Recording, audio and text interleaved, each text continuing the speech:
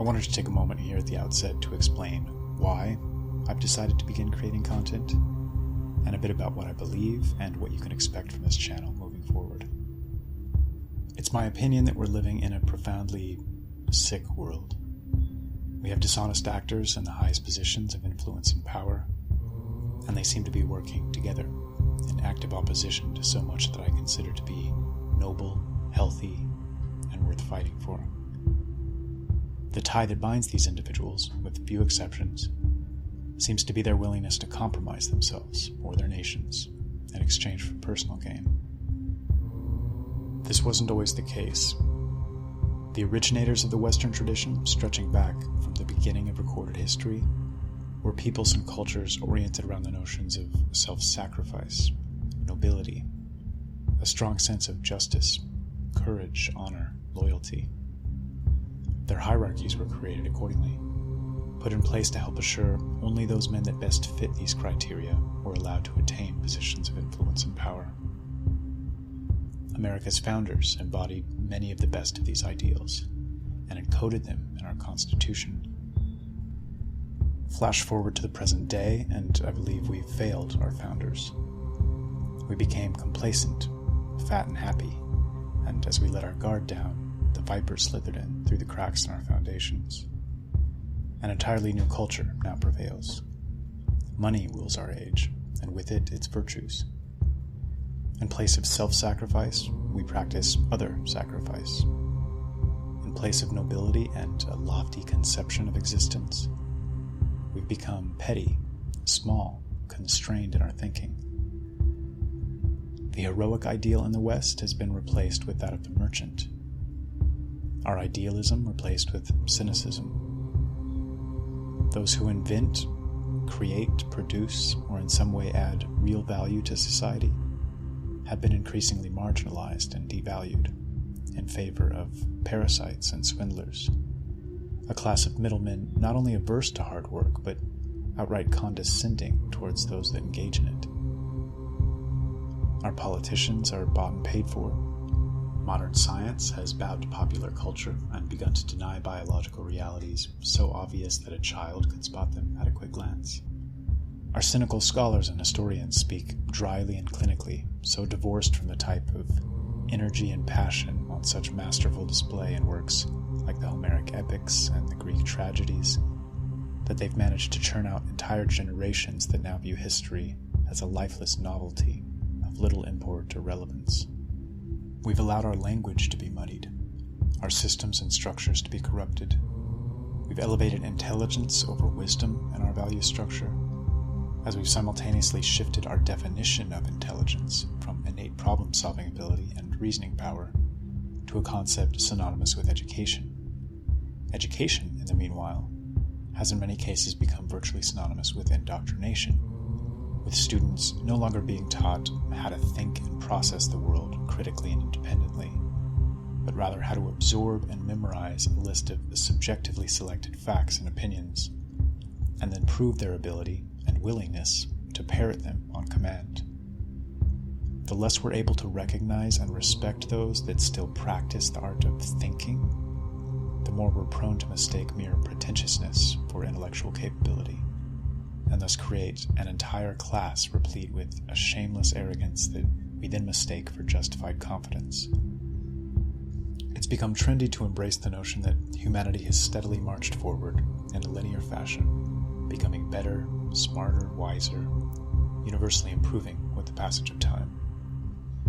Technologically speaking, we have walked a linear path forward, though as our focus on the external causes a wealth of new gadgets and conveniences to spring into being, we've increasingly neglected the internal. We've never been more surrounded by unhelpful distraction. There's never been a point in recorded human history in which our very systems and structures were more oriented towards the development of distractions. Life is essentially meaningless, so goes the prevailing narrative. So why not devote ourselves to seeking instant gratification and a short-sighted worldview? Reductionist science teaches us that we're nothing more than a composition of small particles, pure accident, chance, coincidence, a brief and meaningless combination of matter, soon to evaporate for eternity into the void.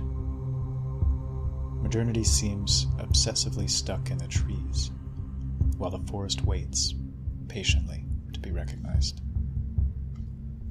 At any given moment, whether we know it or not, whether we like it or not, mankind is being shaped, molded, according to the highest values predominating in society at large. In the past, our collective conception of God created these highest values. Today, it's the almighty dollar that creates them. Many now equate their value as human beings with their net worth. We inwardly reorient ourselves in favor of those traits and tendencies that lead to the greatest gain and allow us to climb this ladder and draw us closer to our new God. In the process, all has been flipped on its head. Where formerly we strove upwards, towards a loftier set of virtues and ethics, manners of thinking and living, we've now entered freefall. Greed, showmanship, manipulation and deceit, conspiracy, and a petty brand of psychopathy. These are the traits maximized by our current economic, social, and political structures. Two advertising executives being paid a small fortune to advertise for competing products, thus completely canceling out one another's intellectual energy and effort. Or two high-priced lawyers fleecing their opposing clients as they seek the most efficient means of manipulating a judge or jury. What net benefit does this produce for society at large? The Rothschild family, who, to my knowledge, have invented and created nothing through the power of their own intellect or the hard work of their own hands, control approximately half of the world's wealth. And Nikola Tesla, arguably the greatest scientific mind to ever live, spent his final years feeding pigeons in front of his shabby apartment before dying penniless. Something is very wrong here. We've allowed a kakistocracy to be created, and then proceeded to allow its members to create and alter our institutions. When those who are most willing to be shameless or parasitic are showered with riches, while those who devote heart and soul to creation or production or directly helping their fellow man often live in a state of constant hardship, it's safe to say we've developed an unjust and inefficient system, and one that's ceased to propel us forward or fundamentally improve us as human beings. The old saying, if you don't have a plan, you'll become part of somebody else's, rings so true here. History shows clearly that when a people become purposeless and directionless, when the unifying elements of their culture have been stripped and their foundations destroyed, they become easy prey for the worst type of predators. Rest assured that the most ambitious and far-sighted amongst those who currently hold the reins of power certainly have a plan. Whether it's an organic happening or conspiracy, the destruction of all that makes a nation strong and free seems to be an integral part of this plan. We are here to be nasty. The most sick and confused have become our new culture's standard bearers, hyped by a complicit media intent on painting them as revolutionaries and trendsetters of a new age. Our new religion is essentially degeneracy. Those most willing to attack, mock, and defame the Western cultural heritage so painstakingly created over the millennia have a red carpet rolled out for them by those gatekeepers installed in academia and entertainment, as every door is held open to help them along their way. Those who dare to speak in favor of the collective wisdom of countless generations that came before us find their way blocked, doors shut in their face, and often find themselves facing angry, hateful, robotically chanting mobs, organized by shadowy groups funded to the tune of billions of dollars, all with a singular purpose: to destroy. You know, and mark my words, that's the sounds of the barbarians pounding at the gates. Right. In short, we've become a poisoned people. We've lost the healthy and well-adjusted constitution we once possessed. Both as individuals and as nations, we no longer operate within structures that allow our best, our most creative and productive elements to shine through and attain their fullest measure. Instead, we've stumbled into the opposite. True creativity, the process of thinking independently and critically, the process of thinking itself, is no longer rewarded, and has thus been largely discarded by most people in favor of the path of least resistance, outsourcing our thinking. Also interesting is, remember, it's illegal to possess these stolen documents. It's different for the media. So everything you learn about this, you're learning from us. And in full disclosure, let's take a look at what is in there and what it means. Sitting at the knee of our modern-day bards and storytellers, like wide-eyed children, with a naivete receiving all that they have to say as if this were an act of informing ourselves. In reality, we're all digesting the same poorly written and unimaginative script, filling our minds with toxic indoctrination, meta-narratives implanting sickly perspectives and worldviews. And this is in commemoration, you can see his little sign, to the heroes of London.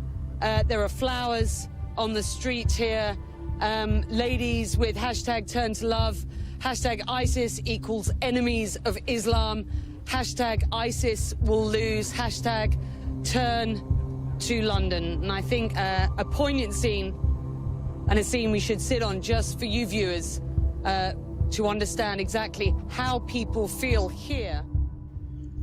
Again, whether this is organic or conspiracy is almost a moot point. The key here is that an environment has been created that seems to be turning us into pitiable caricatures of what we're capable of being. The further one travels down the red pill path, for lack of a better term, the more angry and depressed they're likely to become, and the more emotion is likely to play a role in their thought and speech. I can sympathize and relate, to put it mildly. While the energy behind this emotion can be extremely useful, the feelings of rage and hate themselves are counterproductive. Love is the motive force that makes a balanced and harmonious world go round, whereas hatred turns us into small and ugly creatures. Let them have the monopoly on hatred. I believe our role to be one of taking stock of the situation from a broad perspective and then focusing on solutions. A surgeon feels no hatred towards a cancer to be excised, but rather with a calm mind and steady hand simply sets about to do what needs to be done. I've recently come to recognize that everything is contagious to an almost unbelievable degree, including ideas. When a person immerses themselves completely in any specific field of knowledge, they're often rewarded with a totality of context that allows them to fully flesh out ideas, to create mature, evolved expressions of root concepts. When this idea is tossed out into the ether, if it resonates, it spreads like wildfire. Despite the best efforts of a few corrupt souls in Silicon Valley, this is precisely what many of us are doing at the moment. All across the web, and specifically content creation platforms, we're working together in a symbiotic way to take those first tentative steps into the unknown, and we're beginning the process of mapping it out. We're envisioning a new world, which is the first step towards the creation of a new world. Each of us is able to build upon the foundations of one another, and little by little, something very real will come into being. This is why I'm here, and it's a responsibility I take seriously. My hope is to help introduce some clarity, and this is a very important word to me, but only on those subjects I feel most confident in. Socrates' famous quip, "The more I learn that I know next to nothing," is applicable here. Far better to stay silent than to potentially mislead or further muddy the waters. And as a pleasant side effect, this channel will help me discover like minds, people I'd genuinely be interested in knowing and communicating with. It'll also act as a means of self-refinement, getting a feel for the reception of specific videos or ideas or concepts or stances, whether it be the like to dislike ratios or direct comments and feedback. Strikes me as one of the most efficient ways to grow, to learn. This will be very much a two-way street, and I'm looking forward to it. Finally, the more philosophical perspective aside, I truly do believe we're now in an outright culture war, and it seems many on the other side seek the absolute destruction of many of the principles we hold most sacred. The battle being waged at present is one for hearts and minds. After decades of the most pervasive indoctrination, people around the world are waking in droves, and it's nothing short of beautiful to watch unfold. As more and more wake from their slumber, those who seek to control seem to be pushing the pedal to the floor. As the power of technology grows exponentially, the power to manipulate and shepherd populations with statistical, exacting precision grows in equal measure. The amount of data compiled on each and every one of us, based on browsing and purchasing and traveling habits and several other sources, allows for the creation of extremely accurate personality profiles, which in turn allows each of us to be turned into a predictable entity. I've worked in the field of big data, specifically in creating predictive databases, and I can say firsthand the implications are far more dire than we might suspect at first glance. I'd suggest that those that aren't terrified or infuriated by what's currently happening across Google and YouTube, Facebook, Twitter, and elsewhere aren't paying close enough attention. By aggressively promoting their own worldview and banning the discussion of alternatives, they're completely changing the collective discussion and debate, which in turn changes the prevailing culture. They're seeking nothing short of a monopolization of the Overton window. I firmly believe this is a battle we simply can't lose, and time is of the essence. Our world doesn't need to be like this, and I feel it's a lack of imagination and free thinking that's led us into this rut. Instead of settling into the role of bovine consumers, we should be reaching for the stars, colonizing planets, taking those first baby steps towards fanning out across the cosmos. I think we're capable of creating a world so much more beautiful, harmonious, and healthy than the world we currently have. From time to time, I'll catch brief glimpses of this potential, and it's a beauty that defies words. This is the potential, the mindset, the energy that I'd like to play some small role in ushering into being. I feel like we're entering an age in which millions are banding together across the world to purge this poison from our systems, to create something new in its place. And I can't think of a more noble task. Thank you for listening.